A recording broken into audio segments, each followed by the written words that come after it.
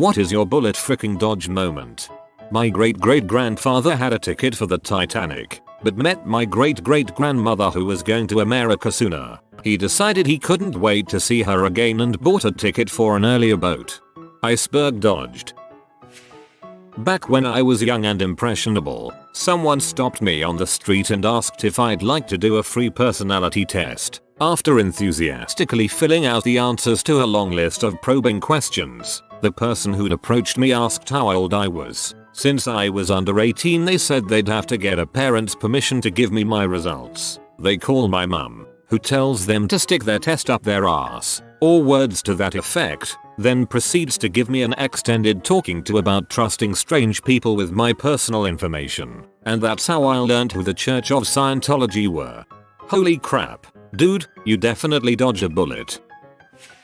Went on a date once with the photographer from my cousin's wedding. I was in the wedding party, so we spent much of the day chatting. He was good looking and amicable, so I figured why not. We went for coffee and it was perfectly pleasant. We chatted about the usual stuff. He told me more about his upcoming photo tour of Europe. Nothing unusual, but nothing special either. Got an awkward one-armed hug at the end and he said we'd get in touch when he was back, which was about 4 months' time. 4 months came and went and I just let it go. It had been pleasant but tepid and I guess I kind of forgot about it. Jump ahead a few years and I'm browsing the news and I see a familiar face. The photographer, who is now in jail for an unprecedented collection of unique child pee that he made, more of which, authorities guessed, was on the hard drive with military level encryption they'd seized that police still couldn't crack years later. That photography tour of Europe, yeah. He was in Thailand. Cool.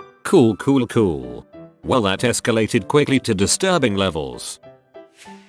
So in 2006 I was losing weight so that I could finally afford health insurance. I figured out that if I lost 60 pounds, a $5,000 deductible plan would be roughly $100 more cheaper. In 2007 I've lost the weight and I get insurance on the 1st of February and go to get my first checkup in a long while. Everything comes back clean. The 15th of March I go home and my dad, a physician, doesn't like the look of me and takes me to get some scans. Turns out the weight I lost was due to cancer and the previous doc had fricked up and not run the right tests. But because he had fricked up and given me a clean bill of health, the insurance company couldn't claim that the cancer was a pre-existing condition despite my having insurance for 90 days. Cancer is all gone. But I didn't get stuck with a $500,000 hospital bill because of a doc who fricked up.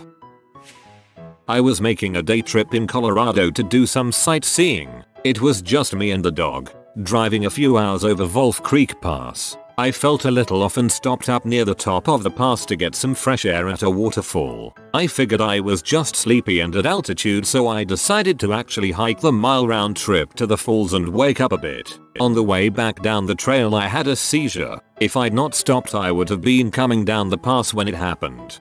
That's a really steep pass descending into Pagosa Springs. I'm guessing you stopped at Treasure Falls. That could have been really bad. You really did dodge one.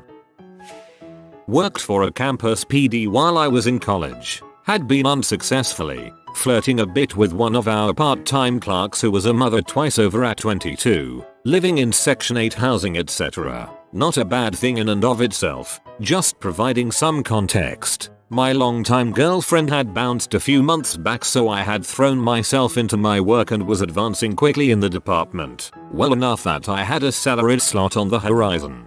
Feeling good about things in general, I figured I'd just roll with it when she suddenly started giving me the time of day. Had our first big night of romance coming on a Saturday night when I get a text from OFC. Derp that just said cancel. Now, WTTYL. Wasn't sure WTF was up, but I did just that. Called her up on the spot and said sorry, problem with my car, no way I could get it to her shop and out in time for our date. She didn't have a car. Few hours later I swing by the PD and he told me what had happened. She had worked earlier in the day and was at the front desk not realizing OFC. Derp was in the squad room. You can hear conversations up front from there. He overheard her on her cell talking to one of her girlfriends about how she was going to get paid tonight. Girl followed by no, I'm only like 5 weeks. He won't be able to tell cause the dates will be close. God bless you, Brian. God bless you. Christ, Brian is the man. Meningitis. 2:30 am. Couldn't sleep. 3:30 am I'm having spinal taps done at a medical center. 2 doctors gave me 15% survival upon arrival. 24 hours later I moved to ICU for the next 8 days. Last day in hospital they told me I'd dodge a bullet matrix style and should not be here. I had my police car pulled over off the side of this rural road, with the emergency lights on. I had stopped because there was a man splayed out in the middle of the asphalt. Turns out he was super drunk and decided to take a nap during his walk home. I had just helped him to his feet and placed him in the back of the car to drive him home when I hear an engine revving hard. I closed the car door and straightened up just in time to have my car smashed out from in front of me by a pickup truck. I felt the truck's side mirror clip my body armor. The driver was drunk and had decided to go looking for his drunk friend. That friend was the guy I just picked up. The guy in the backseat survived the impact because those old Crown Victorias had massive trunks. The driver went to the hospital and in the coming months, he pleaded guilty to impaired driving. I remember the collision analysis showed that the guy hit my car at 145 km/h. It was a wild night, and I still have major hang-ups when I have to stop my police car on roadways. I had a type of bone cancer, Ewing's sarcoma, when I was 10. It usually shows up in the bone itself, which usually makes one lose whichever limb the bone is in. Mine, fortunately, started in the surrounding flesh and was working its way towards the bone. The tumor grew so fast that I only realized it when I bumped my leg against a rock that I should not have hit. The tumor was about the size of a softball. Because of finding it like this, we got to it early enough that it could be removed before it reached the bone. I still got 9 months of chemo to make sure it was all removed though. I kept my leg, although I have a large scar on the outside of my left leg above the knee running to mid-thigh, and a large dip in the same area. Also have some kidney damage relating to the type of chemo they gave me, although things are looking up there. This May I was 6 years cancer free, and I would have lost my leg if we wouldn't have caught it any later. My condolences to those who have lost someone to ES. I had the same dang kind of cancer and the same thing happened to me. It hit my left arm and I don't have a shoulder joint anymore. I came this freaking close to losing an arm. I went on one date with a girl I worked with. She was cute but there were red flags. Some obvious, some not so much. She had been in jail and had an ankle monitor. That was probably the biggest red flag. Other than that she just seemed a little off. Things fizzled easily enough between us. No harm done and we didn't even do anything to make life at work awkward. Then a co-worker starts dating her and before too long both of them weren't working there anymore for unrelated reasons. We end up finding out later she murdered the guy. She stabbed him like 20-30 times in the back with a kitchen knife. It was very sad. He was a good guy and definitely didn't deserve to go out like that. I learned this all secondhand from mutual friends after I had lost contact with him. Was traveling to somewhere on a highway behind a logging truck. When we were going uphill, the truck changed lanes and a log slipped off, bounced between the car I was in and another car, and rebounded off the highway into the nearby forest. There was no one immediately behind us. Lived outside of St. Louis in my early childhood. Woke up screaming in the worst pain of my life and then felt my face get sprinkled with something. I actually got shot in the hip, and when I sat up a bullet went through my window right where my head was just at. And what sprinkled me in the face was tiny pieces of glass. So I dodged a literal bullet by taking a bullet. Really expected this to get lost in the sauce, but here are some details someone else asked about. So my bed was right next to my bedroom window, parallel to the wall. The end of the bed where my head was at was right next to the window. The bullet entered the wall and struck me in my left hip, so I guess I was sleeping on my stomach. The windows were real weird now that I think about it. It was actually 2 single pane pieces of glass separated by 6 inches. And since both of them had a hole in them you could stick a rod in and see that the bullet traveled right where my head had just been on my pillow. Another side story connected to this now that I think about those windows. One time I came home from school I noticed the inner window was shattered and there was blood all over the place. Turned out it was my dog that tried to launch herself through the window. We were pretty certain that someone was at my window scoping it out. She was super defensive of all of us. I'm pretty sure this actually occurred after the shooting.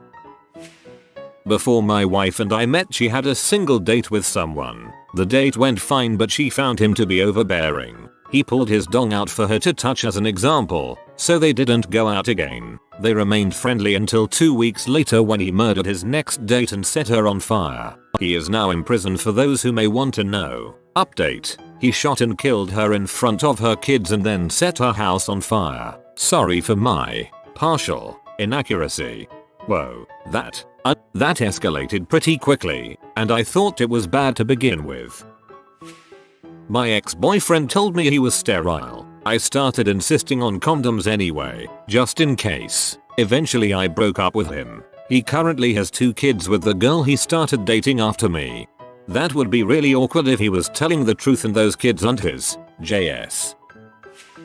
Saying bullet fricking dodged really downplays the seriousness of this situation. When I was in my early 20s, I went out to the bar with some friends one night. My friend was DD and I was drinking. I had a very solid buzz going on when I bumped into someone I knew from HS who was clearly flirting with me. I ended up leaving my friends and catching a cab back to her apartment. The next morning I found out my friend who was supposed to DD got drunk then behind the wheel. He ended up getting into an accident and, while no one had any critical injuries, there were a few broken bones, etc. I could have very easily have been in that car. Instead I had fricked my now wife. Talk about fate. Yup, I dodged a lift home one night where they crashed. One guy died and another was in a coma for months. Thank frick. When I was back in high school, I was walking near the field when they were practicing their discus throw. One of the discus was wrongly thrown and was headed for my head. A friend who at that time was walking towards me saw this and yelled for me to duck. The discus went past my head and landed behind me. Then I realized that I could have died if my friend hadn't warned me. Imagine a 2 kg flying disc lands right on your forehead.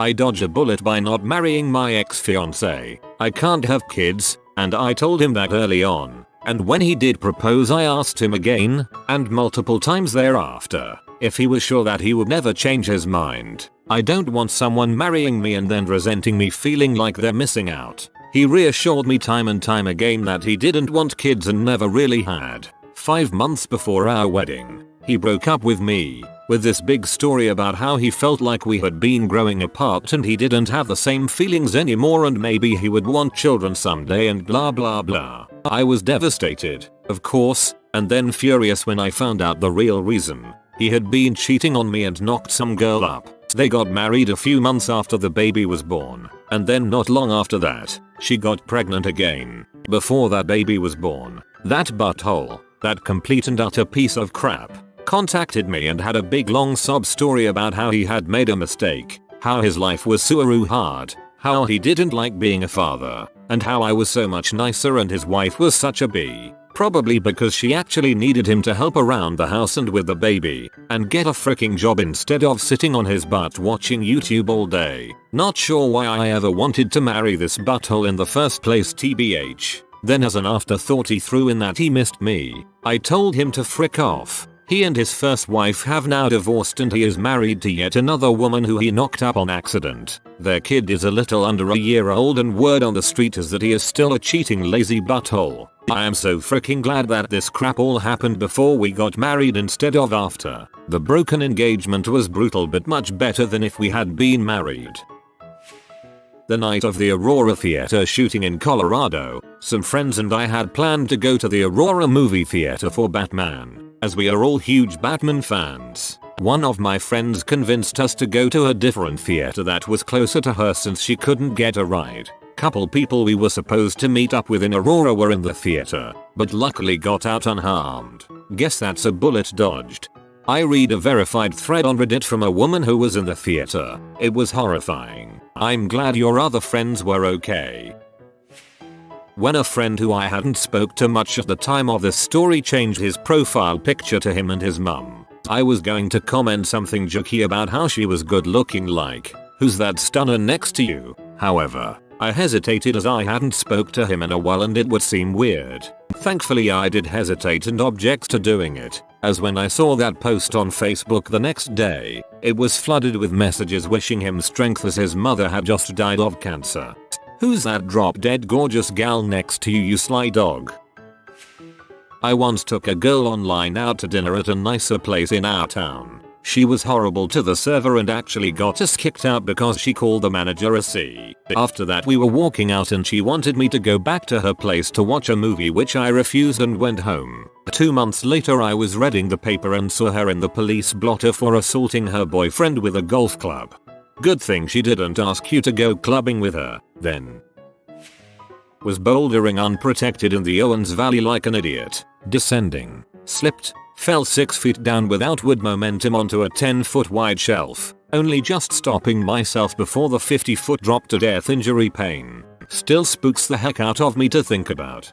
Boulderers are too scared of heights to be in that situation, lol. I just survived a heart attack on Thursday, so there's that. BTW, I'm 33, way too young for this crap. To all of those asking, not overweight.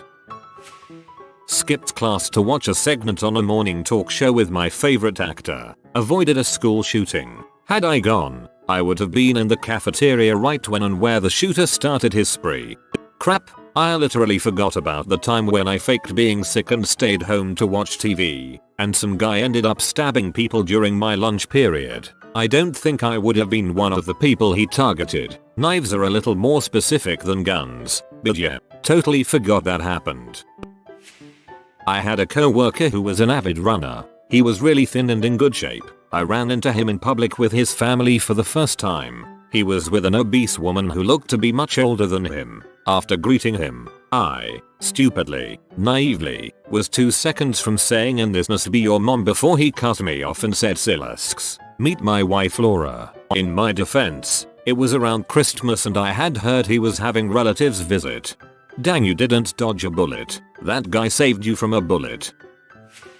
Not me, but I had a hand in it. Knew this guy in high school peripherally. He was in the cool crowd of rocker type guys, and I was a nerd. New girl arrived at our school from another town. She and I became friends and a few months later she started dating him. At first she seemed cool, and we would talk about everything. At one point, however, she starts talking about how she has been hooking up with her ex-boyfriend behind cool guy's back. Just before the end of the school year, she tells me she is pregnant and that she knows it belongs to her ex-boyfriend. She is laughing and really proud of herself because cool guy is going to do the right thing, withdraw his college application and go work at the local gas station to support her and the baby. Her ex, the father of the baby, is kind of a loser, so she thinks it's the best thing even that she can frick him while making cool guy support her. I didn't really know this guy that well, but I got his phone number from an acquaintance of mine who knew it. Cool guy knew I was friends with his girlfriend, but was still pretty surprised to hear from me. I told him all about her ploy, and said, "Get a paternity test, it isn't yours." This guy was incredibly stoic, but after a sizable pause he just broke down crying for a few minutes, then thanked me. They broke up, and cool guy went to college and made something of his life. I think this and the goth couple are my favorite stories. This one, you're just like an avenging angel coming in at the worst moment of the dude's life to tell him, "Nah, you can carry on with your plans. Bro, you're done good. OP.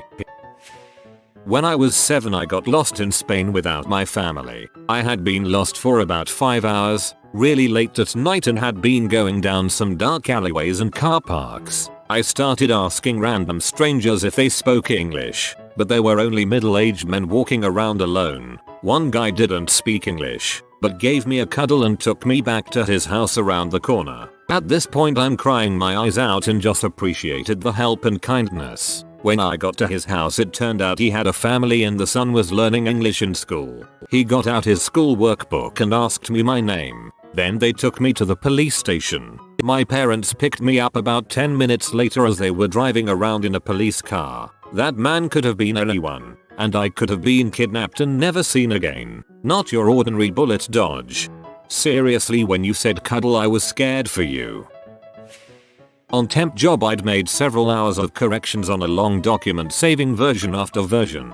When finished, I deleted all the extra copies and emptied the trash, only to realize the one copy I saved was the untouched original. It was a busy office, but as my heart sank, someone announced, "Everyone stop what you're doing. We just lost funding on the project. You'll be paid through the day, but you're free to go. Never empty the trash." You are a Cyberman, sir. By deleting all those files, you completed the spell that caused the project to be cancelled. Not me, but an old friend. Perhaps 15 years ago, he dated a girl for a year or so. She was totally out of his league. They planned to get married and all that, but he broke it off after she went downhill in the mental department. A few years back, her and her husband murdered their children and killed themselves. When I was about 23, I was asked on a date by a Brazilian girl who was maybe early 30s. We went on a date, but it wasn't the most interesting evening. We didn't really click, and the language barrier meant we couldn't really get past basic conversation. I was a little resistant to go on a second date and felt it was fair game to say sorry, I didn't think we clicked. Next time I saw her in person, though, I was berated with a bunch of insults hurled as she claimed we were supposed to get married and have kids and that I was the one. Very glad I was able to back away slowly and dodge that bullet. Back in the day, read, dial-up internet and expensive desktops, I downloaded a malware which asked for credit card details. I was young and didn't have a card, so contemplated nicking my dad's and putting in the details. I didn't want to get into trouble. Thing was, the malware was asking for payment in rubles. At that time, I had no idea what that was. Was it a different currency? Some other adult speak? So I came clean to my parents and they sorted the rest. They also deleted my LimeWire. I assume your parents created a "you aren't allowed to download anything off the internet" rule after that. Going into our second year of university, a group of us were looking for houses together. We'd found one we liked and were sitting down with the estate agent to sign the paperwork. Out of nowhere, one of the group started hysterically crying and ran out of the room shouting, "I can't live there. It's got mildew and I'm allergic." We didn't end up living with her, but the people who did had a year of her brazenly stealing their phones, money, clothes and boyfriends. Bullet dodged.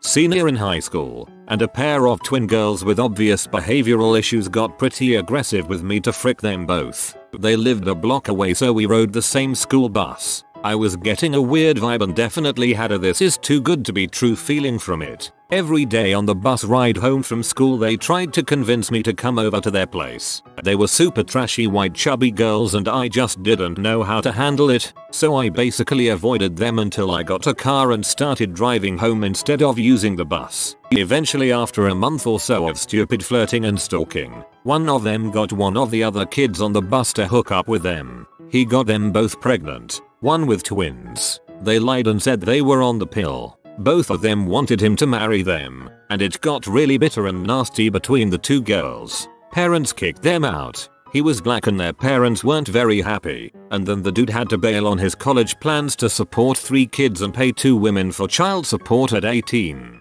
They all got heavy into oxy and are in and out of jail. You didn't dodge a bullet, you dodged a firing squad. If you are new to the channel, you can subscribe. I publish new videos every day. Until then, check another video.